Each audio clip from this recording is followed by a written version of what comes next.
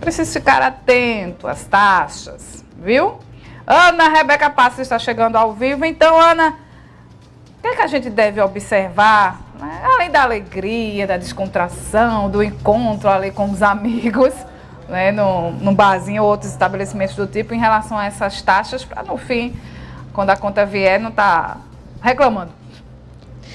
Oi, Renata, bom dia para você, a todos que nos acompanham aqui no Manhã Cidade. Veja, o consumidor ele vai ter sempre razão, não é? Agora é preciso evitar constrangimentos. A gente, inclusive, traz um bate-papo bem legal agora com um especialista nesse assunto, porque, assim, além de você aproveitar o ambiente, como você disse, né? A diversão, a alegria, aquele momento ali de você comer, não é? Algo que goste bastante naquele determinado restaurante ou bar. Você precisa estar atento aos seus direitos, mas evitar constrangimentos também. É preciso que os dois lados tenham um bom senso. Mas, em sua maioria, não é, o consumidor ele sempre vai ter razão. Inclusive, de primeiro, já observe as informações naquele estabelecimento. O que eles estão cobrando, o que eles não cobram, não é? Se vai ter show ali ao vivo naquele momento. Se o livrinho lá, o Código de Defesa do Consumidor está à sua disposição, caso você queira checar alguma informação. Tudo isso tem que ser avaliado. Entenda agora, não é, quais são as taxas que podem ser consideradas abusivas. A gente conversa agora com Valéria Soares, ela que é professora universitária e também advogada especialista em Direito do Consumidor. Valéria, bom dia para você, bem-vinda à Rádio Cidade. Quais seriam essas taxas, né, que podem ser consideradas abusivas nesses estabelecimentos? Bom dia. Bom dia, tudo bem? Veja só, existem algumas taxas que é importante que o consumidor ele fique sabendo que de fato elas são consideradas abusivas. Entre elas, aquela taxa do garçom. Vamos lá, a taxa do garçom ela é uma taxa opcional. Então, se o consumidor ele de fato ele quiser e desejar realizar esse pagamento, ele realiza esse pagamento. Se ele não quiser, ele não realiza o pagamento. O que é importante saber? Independentemente de estar previsto no cardápio, ou estar previsto em qualquer painel ou em qualquer coisa, não interessa. Se o consumidor não quiser realizar o pagamento, ele não é obrigado a realizar o pagamento. Além disso, outra coisa que é importante também é que aquela questão do couvert, daquela pessoa que faz, que toca ou que está cantando, depende muito. Tem a possibilidade de você realizar o pagamento ou de não realizar o pagamento. Como é que você vai realizar o pagamento? Se você está chegando no estabelecimento e você já é informado que você precisa realizar aquele pagamento, que aquela pessoa que está ali ou cantando ou tocando é de forma ao vivo e foi informado devidamente ao consumidor, aí sim ele teria que pagar. Agora, se nada foi dito ao consumidor, ele também não tem nenhuma obrigação de realizar esse pagamento. Um outro detalhe importante, taxa de desperdício, que costuma acontecer muito em restaurantes de rodízio de comida japonesa. Não importa se houve desperdício, também não tem a obrigatoriedade de pagar essa taxa de desperdício, mesmo que o consumidor ele seja devidamente informado sobre essa taxa. Ainda assim, ele não tem obrigatoriedade nenhuma de realizar este pagamento. Uma outra questão que é também bem importante, a perca da comanda. Você perdeu a comanda, não interessa se você perdeu a comanda. Se você perdeu a comanda, quem tem a obrigação de fato, ficar com as anotações daquilo que você consumiu é o próprio estabelecimento. Se o estabelecimento não tem esse consumo anotado, depende muito do que o consumidor de fato disser que consumiu. Aí o que o consumidor disser que consumiu é sobre aquilo que ele vai pagar. Essas são as principais taxas, né, que é importante que o consumidor saiba que ele deve ou não deve pagar. Ô Valéria, então tudo depende muito desse entendimento, não é? De você visitar esse estabelecimento, ficar ciente do que ele propõe, né? De todas as taxas, para depois que consumir, que já está lá dentro, não querer criar um caso, uma confusão com o estabelecimento, né? Então tem que ler as informações, isso também vale para o consumidor, né? Vale também para o consumidor. Mas o que é muito importante, né? A única taxa que de fato é uma taxa obrigatória que esse consumidor ele deve pagar é a taxa do couvert, se foi informado antes, se é uma apresentação ao vivo. Se não foi isso, essas outras demais taxas, tanto ela de comanda, de desperdício, de garçom, são taxas que o consumidor ele não deve pagar se ele assim não desejar, quando a gente fala do garçom. As demais ele nem deve pagar. São taxas que ele não precisa pagar. Se o estabelecimento não oferecer essas informações de forma clara, não é, no cardápio ou na conversa ali com esse cliente, o que esse consumidor deve fazer? Vamos lá.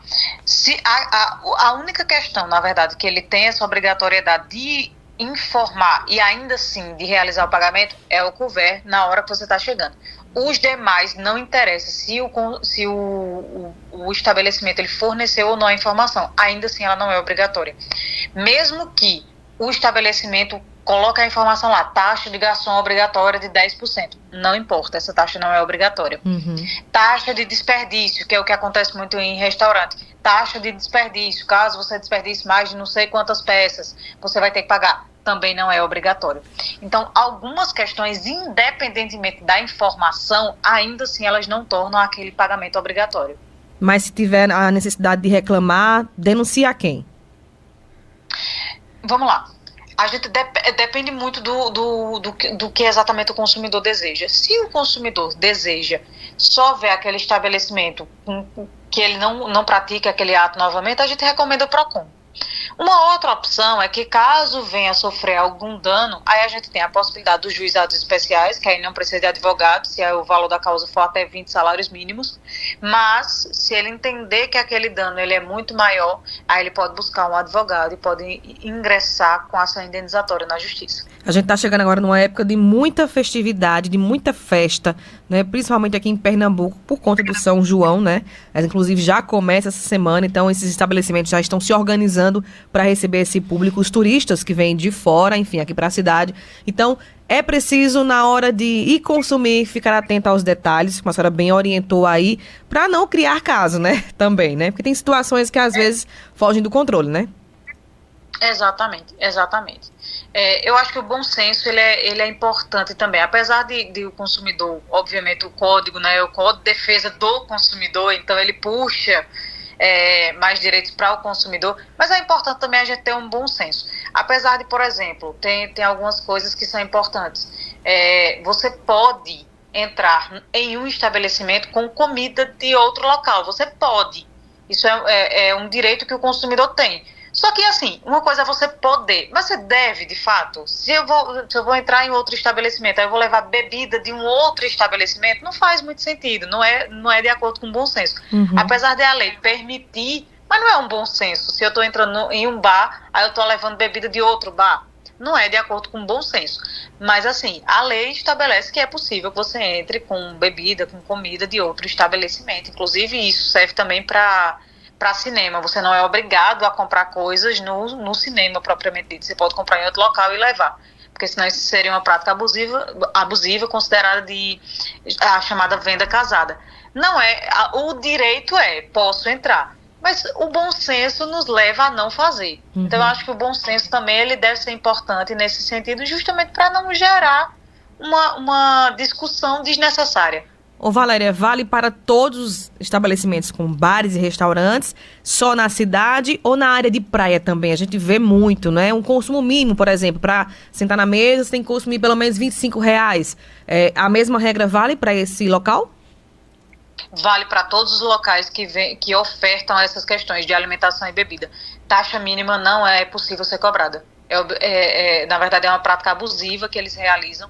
A taxa mínima não pode ser cobrada. Muito bem. Independentemente de a pessoa chegar lá, sentar e só pedir uma água ou não pedir nada. Você só deve pagar por aquilo que você efetivamente consumiu. Se não consumiu, pode ficar sentado tranquilamente. Muito bem. Valéria Soares, advogada e especialista em direito do consumidor. Obrigada, viu, pelas orientações. Tenha um bom dia.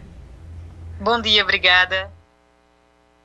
É isso, não é? O consumidor, ele tem direito, mas, como disse bem aí a advogada especialista no assunto, o bom senso sempre é o que cabe, né, Renata? E só reforçando alguns outros direitos importantes, a informação tem que ser clara, o cardápio deve conter informações e precisa, não é, informação precisa sobre preços, ingredientes e até as porções dos pratos. Os produtos frescos, né, de qualidade, a gente também tem direito a esses produtos, tem que ser de boa qualidade, produtos do dia e adequados ao consumo. consumo. Então, tem que ficar atento a isso também.